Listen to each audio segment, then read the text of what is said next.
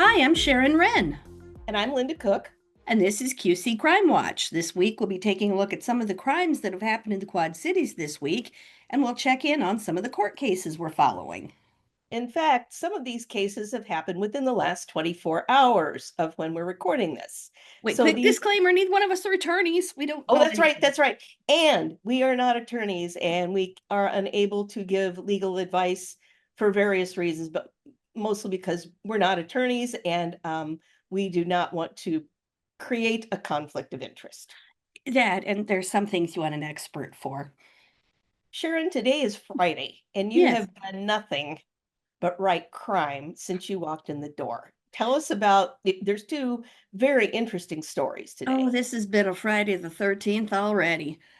Police in Muscatine are looking for information about a stabbing last night in the 300 block of Liberty Street. Officers found a 36-year-old man who had been stabbed in the abdomen. He was taken to the hospital. He's awake. He's in stable condition. And anyone with information should contact Detective Britt Jameson with the Muscatine Police Department's Major Crimes Unit at 563 263 9922, extension 611. Callers may remain anonymous, and you can also submit anonymously through the Crime Stoppers website. If you missed any of that, it's on our website. Wow. And then you had another, like within minutes of each Yeah, other. yeah, yeah. This is already. I mean, the police have had a rougher day than I have, of course, but Clinton police arrested a man in connection with the death of another man also yesterday on June 12th. According to the criminal complaint, officers were dispatched to the 500 block of First Avenue for a shots fired call. Now, while they were on the way to that, a woman called 911 and said that a man had just shot Andrew Higgins, age 44, of Clinton, inside her vehicle, so she just drove him directly to the hospital. Officers got there, they found him suffering from a gunshot wound, and he later died from his injuries. Oh, Yes, they investigated and learned that Mr. Higgins and a man named Aaron Davis, 24 of Clinton, were together before being picked up by the woman who had called. Davis had asked to be dropped off, and the woman said when she pulled over, Higgins and Davis began struggling, according to her statements that are in the court documents. Then she said Davis shot a handgun several times towards Higgins. She said Higgins had money with him because they were heading to the casino for the evening. Police didn't find any money on Higgins' person or in the vehicle after the shooting. Now, Davis fled, as one would, and was apprehended by police after a short vehicle pursuit. Oh, wait. He admitted to shooting Higgins during an interview, but said that he was being insulted by Higgins. Officers did not see any sort of injuries to Davis that might back that up, but he did admit to fleeing the area, burning the clothing he was wearing at the time he was allegedly involved with this incident, concealing the firearm and other evidence in the nearby woods, but he didn't take any money, he says. He has been arrested, charged with first-degree murder, and is being held on a $1 million cash bond at the Clinton County Jail. He has a preliminary hearing June 20th. Oh Sharon, my. Sharon, have you been here 2 years? Is that right? We've worked together 2 years. 3 years last month. 3 years. Yes. Okay. Have you, the last 3 years, have not been anything compared to the last 6 months? I just can't get over. There's been a lot of violent crime. Now, I'm going to take this in a little different way because this is not a violent crime, but it is also not a victimless crime. Right. We learned about this last night, and a 58-year-old Bettendorf woman faces charges in connection with an investigation focused on Bettendorf massage, I'll say facilities, but they really were massage parlors, according to Scott County arrest affidavits and a news release from Bettendorf police. So a woman named Hailing D faces felony charges of pimping, ongoing criminal activity, conspiracy to commit non-forcible felonies, and pandering, according to affidavits. Now, in these arrest affidavits, police say she solicited her employees for prostitution and shared the profit. Uh-huh. According to the release, police searched three of her businesses around Bettendorf after they were investigated for months. Detectives say several employees who were victims of sex trafficking have been offered support services. Yes, we are talking about human trafficking in Bettendorf. And massage parlors like in the movies, nudge, nudge, wink, wink. That is correct. Oh boy, you just Bettendorf PD has concluded this months-long investigation and has connected this illicit activity to these massage facilities. Now, this is interesting. I would love to know more about this. The investigation was conducted with the assistance of state and federal law enforcement partners and began after community members raised concerns about suspicious activity at certain massage businesses in Bettendorf. Evidence was obtained that confirmed unlawful sexual practices were occurring at these businesses. So on Thursday, June 12th, search warrants were executed at several businesses and residential properties in Bettendorf. Conduct was made with several individuals at these locations who were suspected of being victims of human trafficking.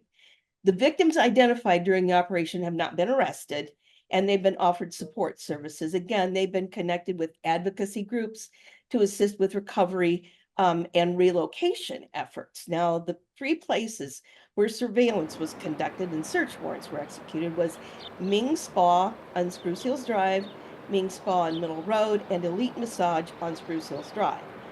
In arrest affidavits, officers say Dye would transport the workers to and from the spa location in her vehicle. Now, she had bank accounts associated to the spa in her name, and affidavits show that she admitted to purchasing supplies for the spa with funds obtained from services being conducted at the spa. Ads posted on known prostitution web services were located with the spa name, address, and phone number for the spa. oh. So images related to the ads were found in Dye's phone after she gave consent to search the phone. She is now being held, or at least the last I looked, on $41,000 bond in Scott County Jail. I liked this quote from Bettendorf Police Chief Doug Scott. Unfortunately, no community is safe from human trafficking. The Bettendorf Police Department is committed to investigating these injustices and supporting the victims, he said. So when you visit our story on our website, which is ourquadcities.com, you can, of course, see her picture. You can see a picture of the location. And then the tips, how they can be submitted, is on there too.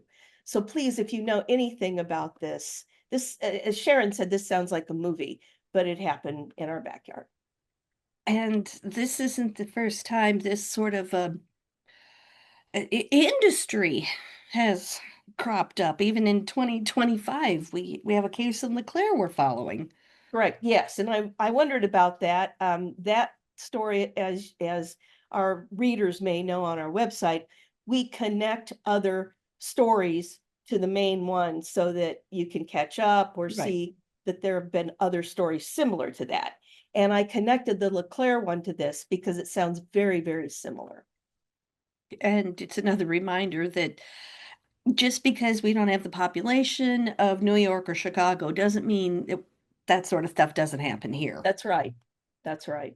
Oh, Sharon, do you have another one here? actually, I do. And this is another one of those yippers that can happen here.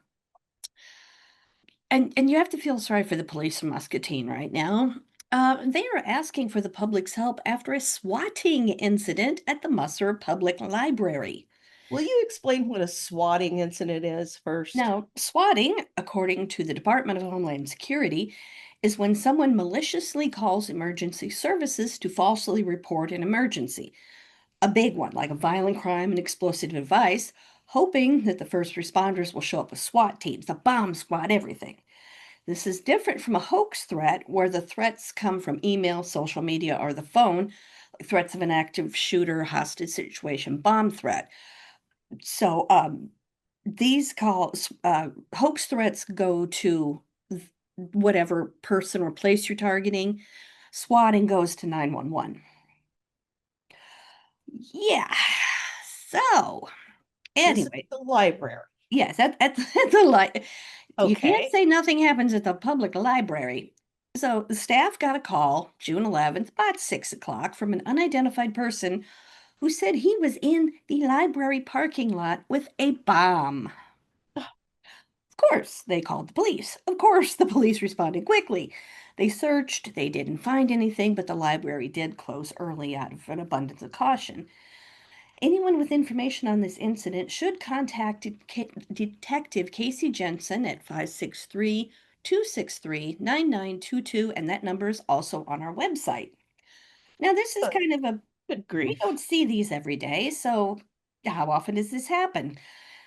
According to, again, the Department of Homeland Security, in January of 2024, DHS said they tracked over 100 threats to over 1,000 institutions across 42 states and the District of Columbia in a month. Oh, 1 month.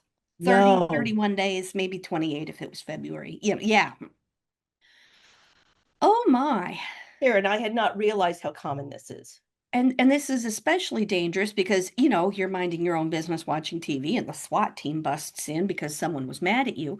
But that also diverts these resources from responding to somebody who's honest to goodness being mugged, a Right. car accident, a fire, so Oh, it's dear. not a game, y'all.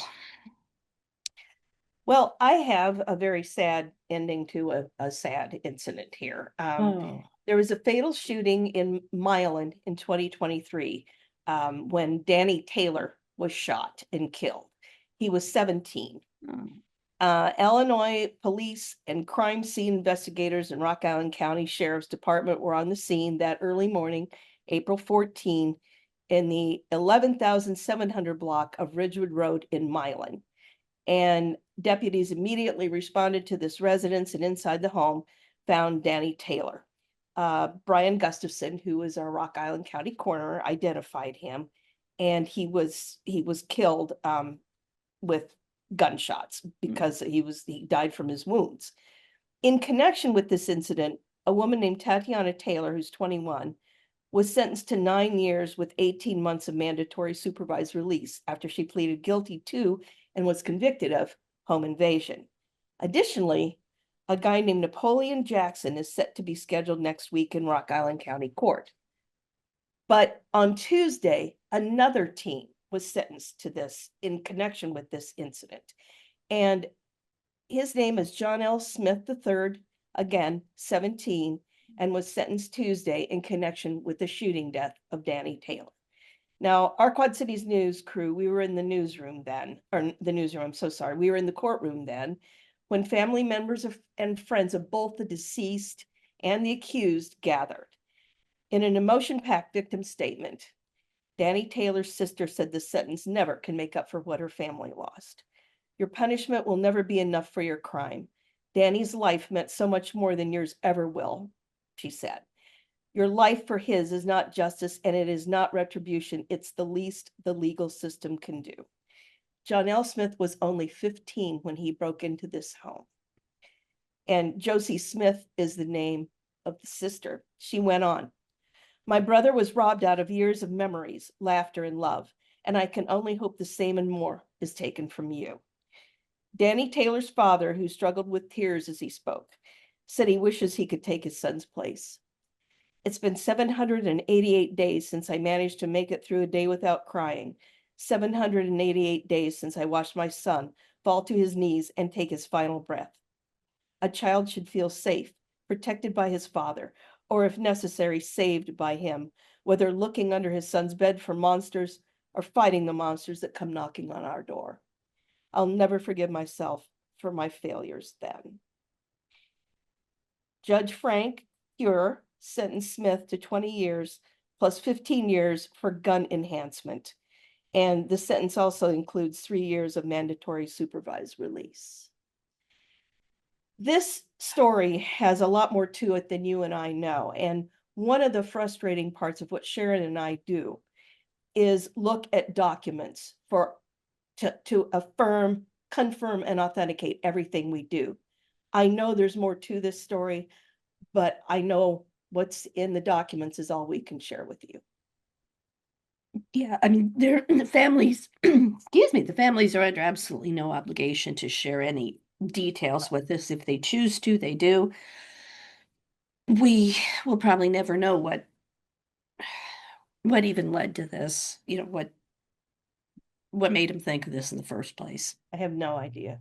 So my heart goes out to people. Everyone has lost a son, a daughter, a loved one here, and my heart goes out to them. Right. Oh, this was a downer episode, wasn't it? It was, Sharon, but I think it's very important that we share the cases that we follow. Right. And it takes such a long time for things to come to a conclusion. But I also hope this reassures people that it does eventually come to an end. Oh my goodness. Well, thankfully, I think for this week, that's all the time we have for QC Crime Watch. Join us next week for more on the crimes that make the Quad Cities lock their doors at night. And your car doors too.